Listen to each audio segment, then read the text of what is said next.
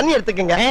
அத தோசைக்கல்ல ஊத்தி அதுக்குன்னு வழக்கமா ஒரு விளக்கமாறு வச்சிருப்பீங்கல்ல? ஆமாங்க. அத அடிப்பக்கமா திருப்பி சரிங்க. வரட்டு வரட்டு வரட்டுன்னு ஒரு 4 இழுப்பு இழுத்து சரிங்க. நல்லா கழுவி விட்டுருங்க. சரிங்க. ஒரு கிண்ண நிறைய மாவு எடுத்து பெரிய ரவுண்டாவும் இல்லாம சின்ன ரவுண்டாவும் இல்லாம சரிங்க. பொதுவா ஒரு ரவுண்ட ஊத்தி 4-5 வெங்காயத்தை போட்டு அள்ளி பொடி பொடி பொடியா நறுக்கி அப்படியே மேலாப்ல பரபரன்னு தூவி விட்டு சரிங்க. ஒரு நீளமான கேரட் எடுத்து அதையும் பொடி பொடியா நறுக்கி சரிங்க. அப்படியே மேலாப்ல பரபரப்பா தூவி விட்டு சரிங்க. ஒரு 16 கரண்டி நெய் எடுத்து சரிங்க. அதுல 6 கரண்டி நெய்ய உள் சைடு அப்படியே லேசா விளாவி விட்டு சரிங்க. 10 கரண்டி நெய்ய தோசைக்கு வெளி சைடு அப்படியே மேலாப்ல விளாவி விட்டு சரிங்க. இட்லி பொடி இருக்கு பாத்தீங்களா? அத அப்படியே அள்ளி மலை சாரல் மாதிரி அதை மேலாப்ல பரபரன்னு அப்படியே பேய விட்டு சரிங்க.